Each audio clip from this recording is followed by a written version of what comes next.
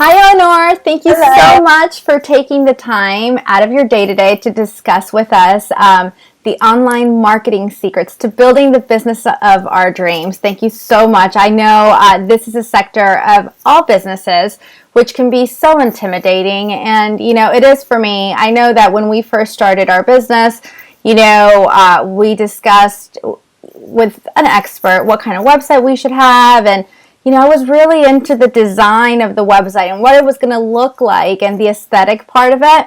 But when it came down to, okay, well, how are people going to find us? I was like, I don't know. Isn't that Google's job to do that?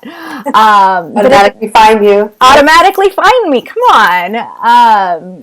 But I feel like a lot of people feel this way. I feel like it's one of those parts of businesses where it can be very overwhelming, and it doesn't matter how great your website looks or how amazing you are at what you do, because if people can't find you, I guess it doesn't matter, right? Right. So we're really excited to hear from you how we can consistently increase traffic to our website so that we can build our list and then turn those into actual paying customers. And as you've coined it, I love the way you say it. One of your packages is how to take our business from zero to hero. I think that's fantastic. So Thank you. Let's get started, and let's go ahead and pretend like we already have a website and we're getting some traffic from our friends and family, hopefully. But now what? How can we make sure that we can consistently increase that traffic to our websites? Okay, so for entrepreneurs who are starting out, who have a website, the first thing you have to do is you have to understand your target audience. And it's just really funny because when you have a website, you would assume that you would know your target audience. Right. When I work with businesses who are starting out, give them the homework, go learn your target audience and tell me where they exist, what are their pain points, and what are their burning questions for you to solve. It turns out that they don't really know. Right. So I really start there.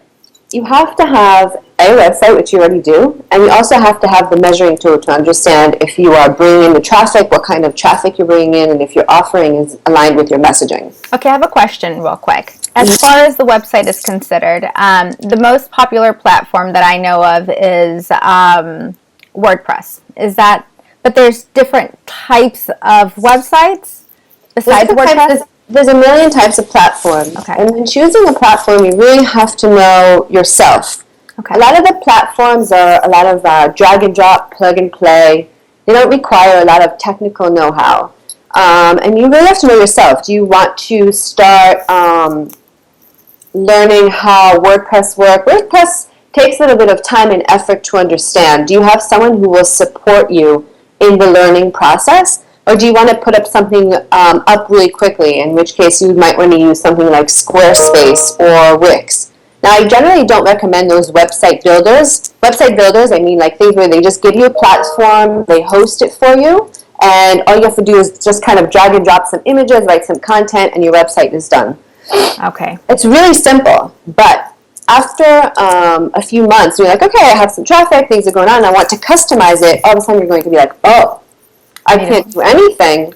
So you really have to understand yourself. Are you technically savvy? If you're not, do you have someone to support you? What is your relationship with your designer, with your developer? And if you want to put in a long-term strategy, because as a business, a new business owner, you're going to evolve, and your business will evolve too. So you'll have to, maybe change a lot of images, add new pages. You want to add some features like, a pop-up, and those website builders might not support that, especially if you want to do search engine optimization. They definitely don't support it in the way which WordPress will. Okay. So I always recommend WordPress for a long-term strategy. It's so easy to work with once you learn it, and there's so many plugins, and you can add content very easily, and you can optimize for search engines. Okay. That was something that I always had. I was curious about. So before I interrupted, you were gonna get started and tell us how to do this. Okay, so the Zero to Hero program was set up for business owners who have a website, like you said. They want to bring in some traffic, but they're not sure where to start because everybody's busy in their business. And, this whole process of generating traffic and measuring it, and you hear about all these buzzwords, where should I start? And I always recommend to start with SEO, which is search engine optimization, and analytics. Why SEO? Because today everybody Googles. Google processes something like 40,000 searches per second. Wow. Which is something like, I would have done something like 35 billion per day. That's crazy. Everybody Googles today. Wow. Everybody Googles today. I know, I do. And I Google everything. I Google everything. My kid Googles everything now. And all he does, he's just 6 years. 10 years, yeah. Yeah, he just talks to Siri. Siri, can you Google? Siri, can you Google? Right, so Siri Googles everything. Yeah, well, sometimes he gets in fights with her, but anyways, that's beside the point. Go ahead. So I always believe that you should start within. When you're an entrepreneur, you don't have a lot of budget, and you already have a website, and all you have to do is optimize the content within in order to make it more accessible by search engines. But most importantly, you want to show up at the exact moment your customers are searching for you. And how you do that is when you start marketing via words and via keyword phrases that your customers might search in Google and for which you might be a solution, which goes back to my saying is you have to know what your customers, who your main target audience is and what they're looking for. Mm-hmm. So SEO, search engine optimization, is the act of optimizing your website in order to increase organic traffic to your site. And you do that in one of two ways. There's on-site optimization and off-site optimization. On-site involves a lot of content, the technical aspects of your site, making sure that a search engine isn't blocked by some sort of thing that's not making it accessible. And content you're already producing, right? So it's really learning about which keywords are right for your business, and marketing them to the outside world, to a search engine to know with which keyword to associate your business, and also to, again, your target audience. It has a lot to do with how you structure the information in your site as well. The off-page portion is creating content and distributing it across social media or to other publications for which you can be found. The main thing is when someone searches for you, not just by your business name, but just to say a burning question. Top 5 questions to ask if you're a recruiter. A career coach. Top 5 questions to ask human resources in order to sound smart. You might show up with a publication you wrote for the Huffington Post or for Forbes magazine or your Twitter handle or your website, but it doesn't matter. People are still going to Google. So it's really important that your site is optimized along with every other place where you're going to distribute your information. That makes a lot of sense. That makes a ton of sense. And how do we do that? How do we optimize our website? Can you give us like a few action steps to getting our content discovered by Google? Okay, so the first thing you have to do goes back to the analytics portion that I discussed. Okay. So in order to know how to grow and improve, you have to set benchmarks. So when you first set up a website, you want to know what is the behavior of your of the traffic that's coming in, even if it's just friends and family. And also you want to set up a diagnostics tool such as Google Search Console. It really gives a reflection of how Google sees your website.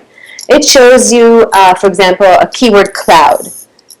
Which keywords Google sees as most important based on the content that you already put up. So even if it's just the About Me page, your services page. For example, I am manifesting businesses online. I have a lot of SEO as big words. I have SEO mentioned all over the place. I have business strategy, marketing strategy mentioned all over my content. And it shows you, based on some visual graphs, which is really important to see things visually, and just kind of list the keywords. It tells you which pages might not be accessible, so Google crawls the internet, sees a link, accesses it, Now, this link might be already indexed in the search engine, but what if you remove that page by mistake, and now Google reaches this dead-end wall? If you have too many of those, Google will not show you in search results because it wants to show the best kind of websites for people based on their search queries. So if it has like a list of websites for the same search query, but 4 of those websites have a lot of error pages, it will display them lower or not at all. I see. That makes a lot of sense. Yeah, so the Diagnostics tool gives you a lot of information. Also gives you the ability to upload what's called a sitemap. Mm-hmm. So anytime you add a new page, Google Search Console will ping Google, the search engine, will tell them, hey, this new website has a new page, index it. So the diagnostic tool, is that something that you download on your website? No, you don't download it. It's all free. You just log in with your with a Gmail account, and it gives you a snippet of code to enter into your website. Even easier than that, if you set up Google Analytics, you can just sign up with the same account that you have for Google Analytics, and automatically will transfer that information over to Webmaster Tools. Which gets me to the second tool you really need is Google Analytics. Google really gives you an overall picture of how your traffic behaves on your site.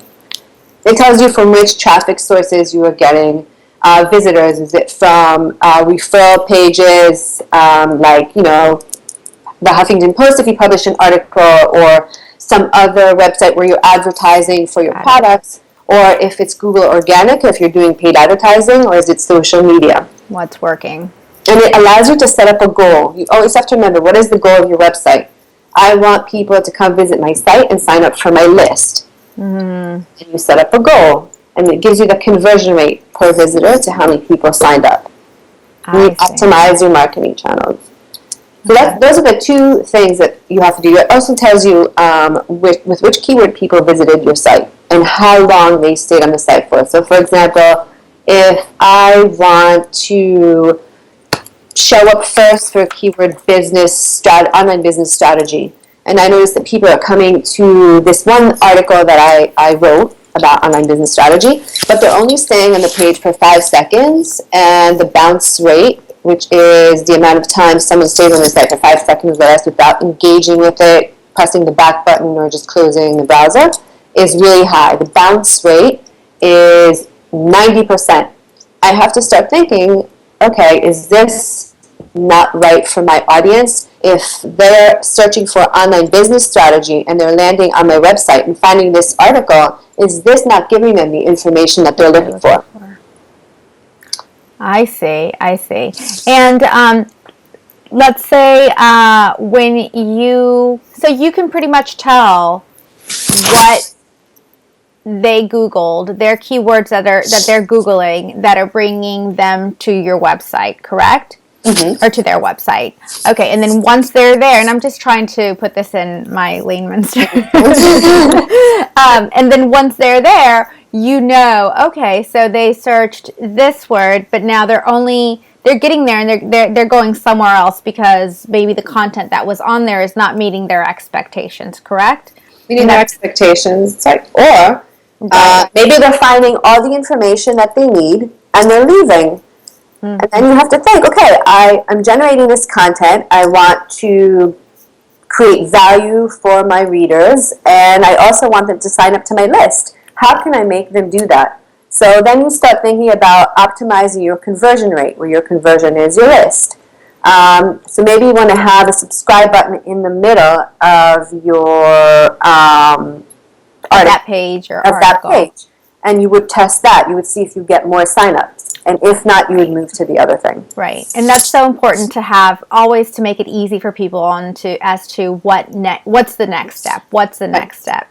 Right. I know that in our business journey, I've always been someone who has no clue. I'm like, I don't know, just put it out there, and Brandon's like, Google Analytics says this, says that. But I think that maybe even like working with a strategist as yourself really does set you on the right direction as to what to do, because this is a big It's a big deal. It's very time consuming as well. So It is very time consuming. it is. The most important thing is to understand that what you're saying is just put it out there and think about it later is good. It's okay. It's better than not taking any action, being like, oh, I need to make a strategy and I can't launch. No, launch. By all means, doing something is better than doing nothing. Right. But you will get to a certain point where you're like, now I want to grow. I need to do Facebook advertising. And I come and say, well, why do you think you need to do Facebook advertising? Let's have a look at your website and see where we can first not spend money and kind of like use the current resources what you have to provide in order to increase traffic, increase your conversions, increase your list, and then we can talk about advertising. Right. So what you're saying is that you want your website to be completely optimized and be doing be at its best before you ever even go and spend money on Facebook ads or any other type of advertising. For the starting entrepreneur who is working on this shoestring budget, and you have to think, okay, for example, if I'm a shop owner of some sort, I'm on Etsy, they also take a cut of my sales. You have to always kind of be creative with where you spend your budget. Google Analytics and Webmaster Tools will definitely help you be smart with your budget. That's really important. And you really have a resource. You have a website. You're writing anyway. Maybe you're outsourcing some writing, and you should really use that to increase your list, because your list will become your first source of paying customers. You said outsourcing some writing. You mean as optimizing what we are writing so that the keywords or what do you mean? No, I mean outsourcing for the purpose of SEO, for the purpose of optimizing your content and optimizing your website so it appears in Google, you have to generate a lot of content all the time. So content can be in the form of a video, an article, something. And you have to do it consistently over time. I'm not saying it has to be like 6 posts a week. It could also be once a month, as long as it's consistent over time. Got it. You might want to outsource that. That might be your marketing cost in the beginning, because maybe you're an information-based product, and that's the most important thing to you. It really depends on the business. That makes a lot of sense. All right. Well, I think this definitely gets us started on our zero to hero journey. So thank you so much, Elinor, for sharing this awesome information with us. And in our next video, we are going to discuss how to take our business from hero to superhero. So thank you. We can't wait to share some more of this amazing information with you in our next video. Okay. Thank you for having me.